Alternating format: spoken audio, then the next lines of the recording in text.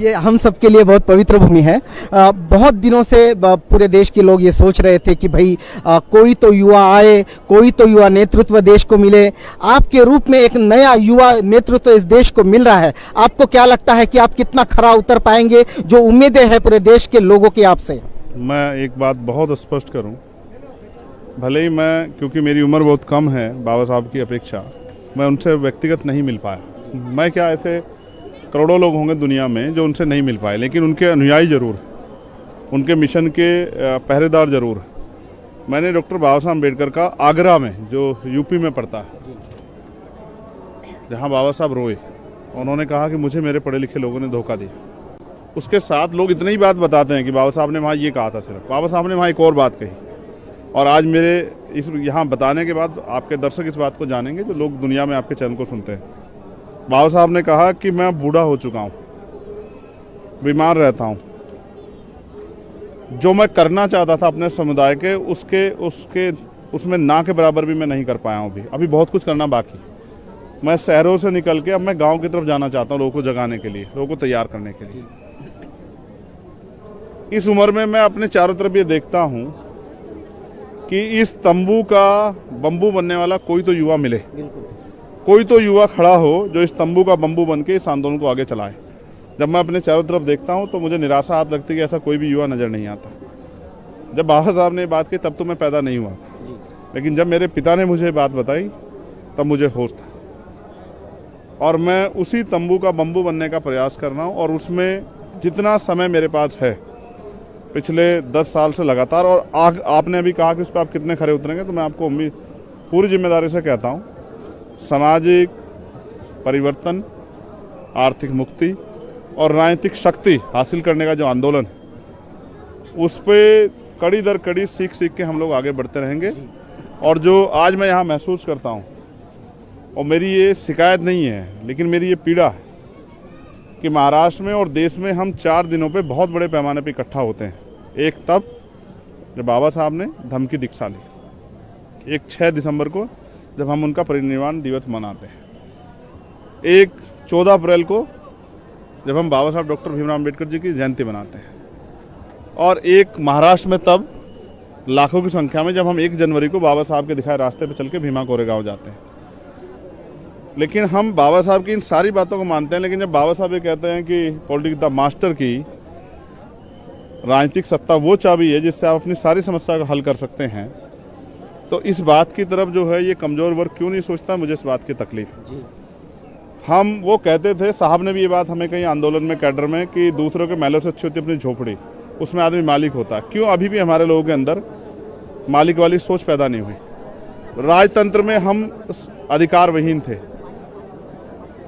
राजतंत्र में हम पे बहुत सारे प्रतिबंध थे, राजतंत्र में हम पे अवसर नहीं थे, इसलिए हम लोग पीछे थे। लेकिन अगर लोकतंत्र में, प्रजातंत्र में अवसर होने के बावजूद भी, वोट की शक्ति होने के बावजूद भी हम कमजोर हैं और तमाम तरह के अधिकारों से वंचित हैं और तमाम तरह की पीड़ाओं को भोग रहे हैं, तो इसके लिए जिम्मेदार कहीं ना कहीं हम दूसरों से उम्मीद करना बंद करें कि वो हमारी जिंदगी बने। जिन्होंने हजारों साल हमें इस गुलामी में देख के, जिनकी आंख से एक आंसू नहीं टपका, जिन्होंने आज भी एनसीआरबी का डाटा कहता है कि 50,000 महिलाओं की हर प्रदेश में जो है रेप हत्या होती है, जिनके मुंह से एक शब्द नहीं निकलता, वो हमारा भला कर देंगे।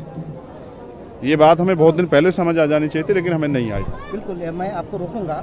एक बड़ा आरोप आप पर लगता है कि एक लोग कहते हैं कि पॉलिटिकल यूपी में विशेषकर किसी एक पार्टी का पावर कम करने के लिए चंद्रशेखर आजाद को खड़ा किया गया है। इस आरोप को क्या मिथ्या समझते हैं आप? नहीं, इसके पीछे कोई फैक्ट तो होगा।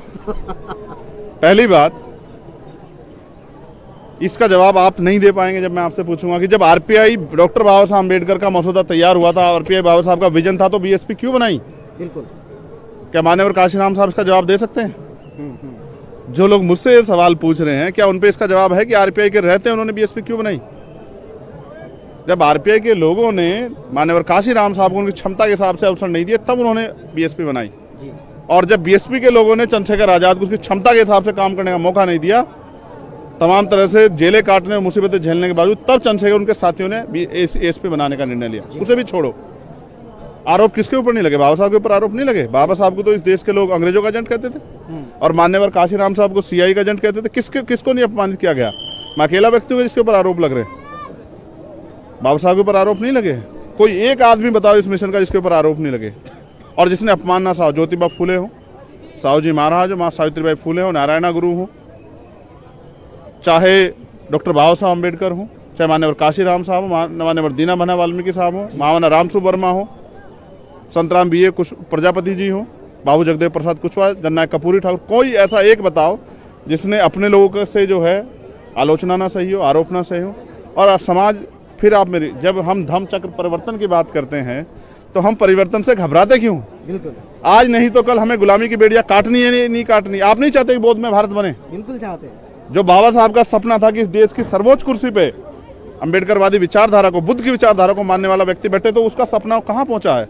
आप मुझे जवाब देके बताओ। मैंने कमजोर किया है, उनके नेताओं ने कमजोर किया? क्या हैसियत है, राजनीतिक हैसियत उनकी आज आप बताओ। उत्तर प्रदेश में कितने एमएलए हैं उनके पास? बिल्कुल ना के बराबर। तो ये क्यों हुआ? अगर आवाज इंडिया डाउन जाता है तो आवाज इंडिया में काम करने वालों की जिम्मेदारी है। अगर एएसपी डाउन जाती है तो चंद्रशेखर आजाद की जिम्मेदारी है, उसमें काम करने वाले लोगों की जिम्मेदारी। भीम आर्मी अगर फेल होती है तो भीम आर्मी के लीडरों की जिम्मेदारी, अगर बीएसपी फेल होती है उनके लीडरों की जिम्मेदारी है। बिल्कुल बिल्कुल। आप ताला लगा के घुसने दोगे और कहोगे कि हमारा घर इन्होंने कमजोर कर, कोई किसी को कमजोर नहीं करता। आपने पहले आपने विचारधारा छोड़ी।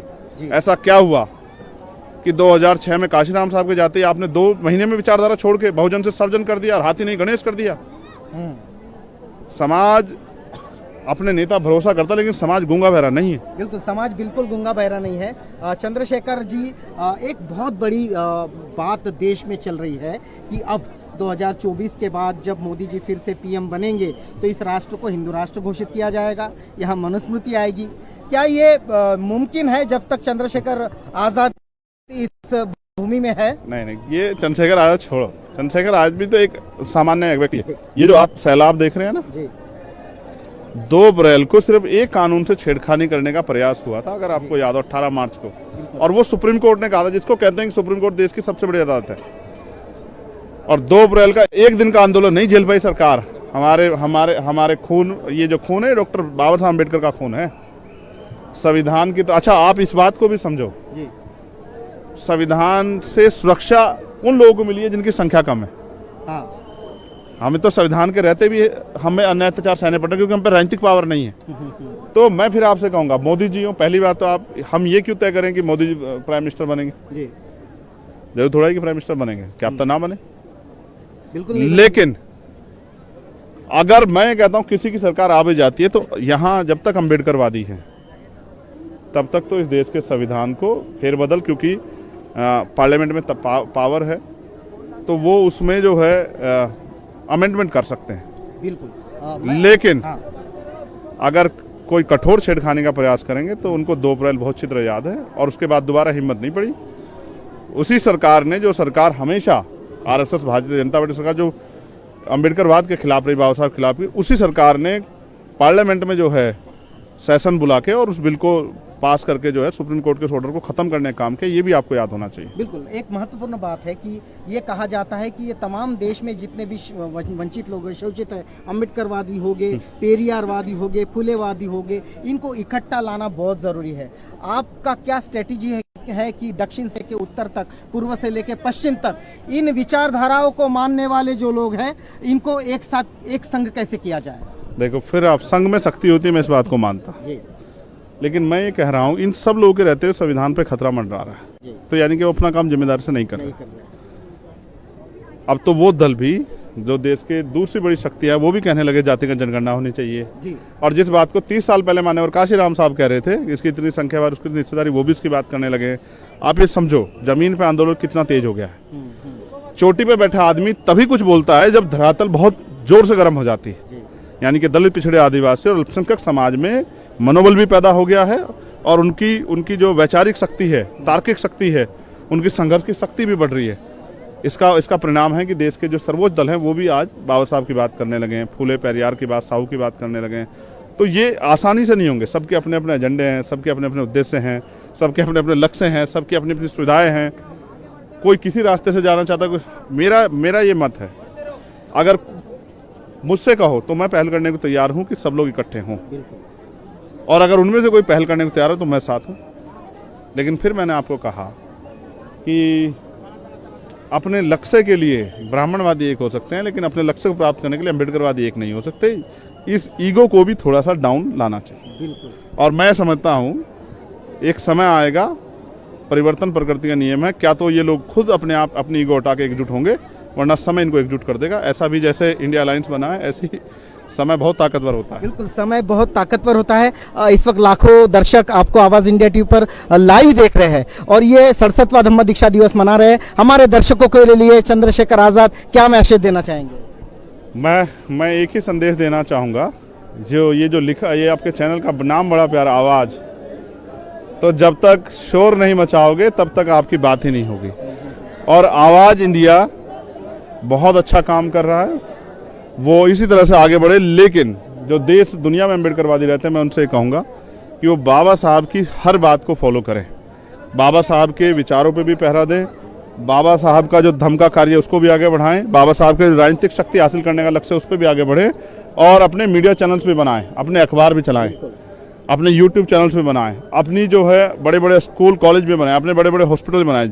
जो सक्षम लोग हैं वो समाज को आगे बढ़ाने की तरफ ध्यान दें और सब लोग संगठित होकर रहें। एक दूसरे की टांग खींचने के बजाय एक दूसरे के ऐसे हाथ मिला के एक दूसरे से आगे बढ़े, तो मुझे लगता है कि ये जो जिस परिवर्तन को हम देखना चाहते हैं वो हो जाएगा। बिल्कुल, एक दूसरे से हाथ मिलाना है, ये संकल्प चंद्रशेखर रावण हमारे दर्शकों को दे रहे हैं 67वें धम्म दीक्षा दिवस पर कि हमें अकेले रह के कोई फायदा नहीं, उल्टा नुकसान है। तो हमें एक दूसरे से हाथ मिलाना है और हाथ मिलाकर जो प्रबुद्ध भारत की व्याख्या बाबा साहब ने की थी, जो सपना देखा था, उस प्रबुद्ध भारत को पूरा करना है। आप देख रहे हैं आवाज इंडिया टीवी, ये सीधा प्रसारण दीक्षा भूमि नागपुर से।